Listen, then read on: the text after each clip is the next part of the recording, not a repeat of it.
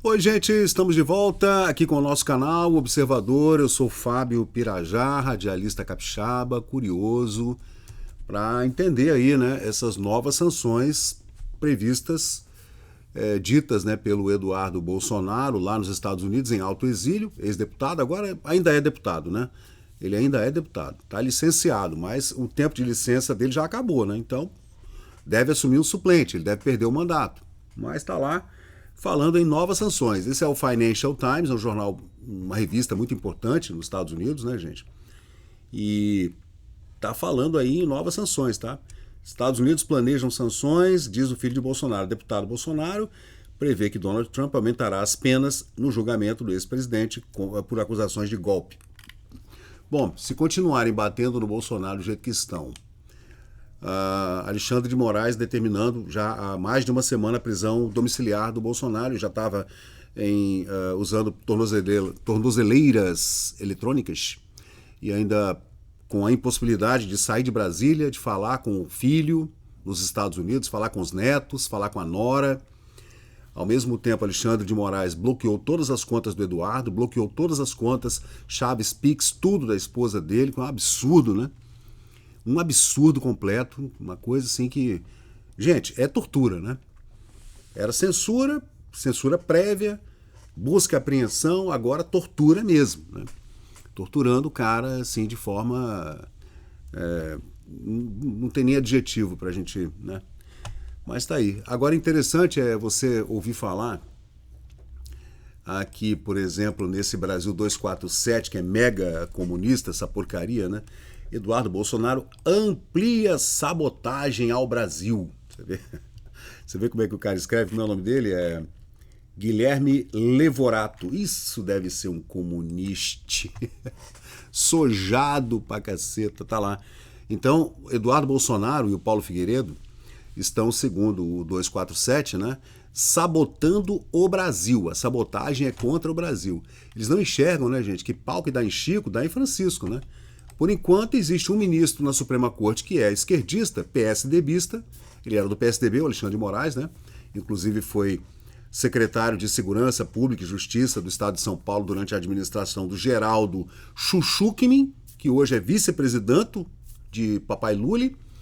E o cara era do PSDB, gente. Tinha aspirações, sei lá, governador, não sei, mas quando teve aquele problema com o Temer, com a Marcela Temer, o celular da Marcela Temer, ele encontrou o celular dela que tinha sumido, com coisas muito importantes que a gente nunca vai saber o que tinha naquele celular da Marcela Temer. Ele ficou numa dívida com o Temer. Temer, presidente, foi lá e indicou ele para a Suprema Corte. Na sabatina, no Senado, o senador capixaba Magno Malta bateu. O pessoal da OAB de São Paulo também falou que não, que ele jamais poderia ser ministro da Suprema Corte, que ele era um cara muito parcial, destemperado. Agora a gente está vendo, né? Agora, daqui a pouco, quando você tiver à frente da Suprema Corte um ministro com a mesma pegada do Alexandre de Moraes, a perseguição vai ser contra a esquerda. Esse pessoal não entende, né? Mas tá aí, ó, o Brasil 247, daqui a pouco é você que vai ter busca e apreensão na sua casa, você que será apreendido, tornozeleira eletrônica, prisão domiciliar. Gente, a coisa vai para um lado, daqui a pouco ela volta para o outro lado. Se cuidado, hein? Cuidado com o que você está mexendo. O documento será apresentado a auxiliares de Donald Trump e defende continuidade da lei Magnitsky contra Alexandre de Moraes. Gente, essa lei vai continuar, esquece. Não tem esse papo de que o próximo presidente, se for um democrata, que eu acredito que não seja, talvez seja o J.D. Vance, o vice-presidente, né? Se for eleito um democrata, a lei Magnitsky, gente, é uma lei que foi aprovada em 2016 e ela é uma lei bipartidária que chamam lá, né? Quando os dois partidos em consenso, democratas e republicanos, convergem naquele pensamento e aquela lei fica valendo e todo mundo é um consenso.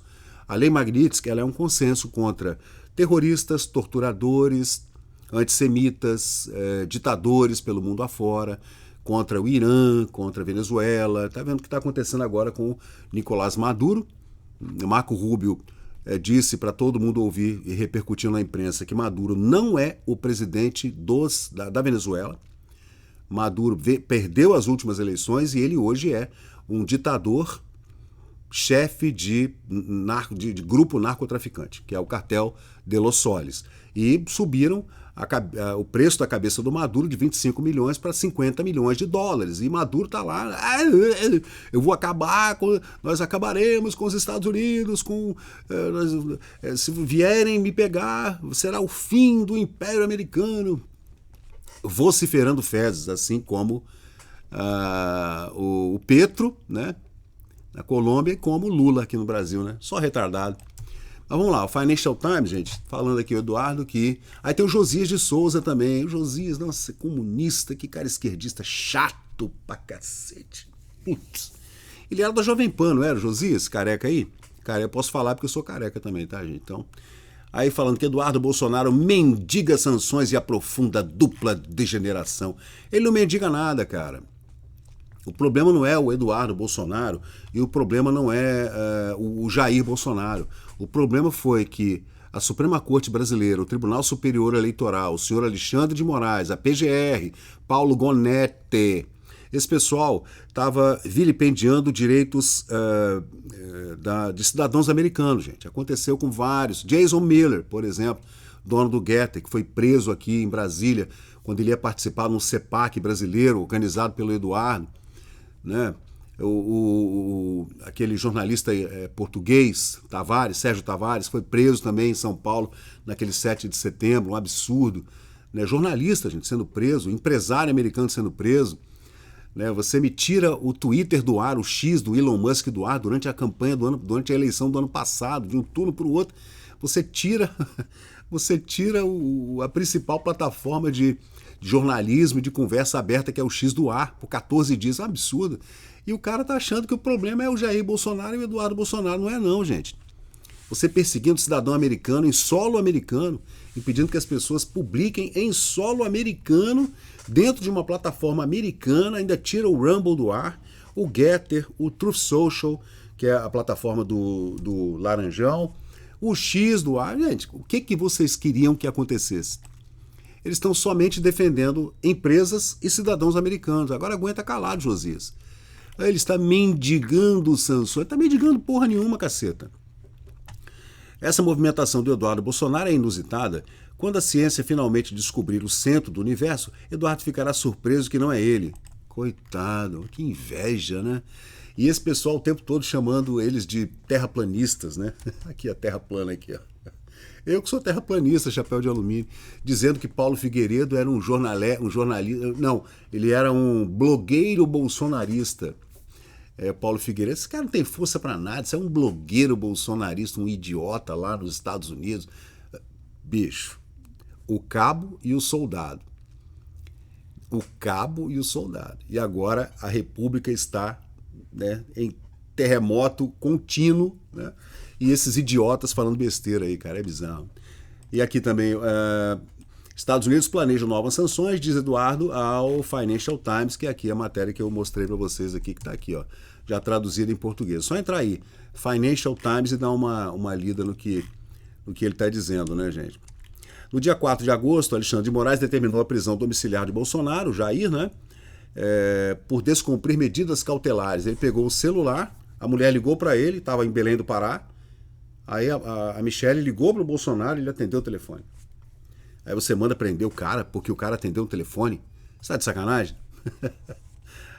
E ainda porque o ex-presidente está, como o Bolsonaro mesmo falou, que mandou 2 milhões de reais pro Eduardo. Eu falei, pô, eu tenho que ajudar meu filho, né? Ele tá lá sem emprego, sustentando a família. Eu mandei 2 milhões daqueles 17 milhões, né?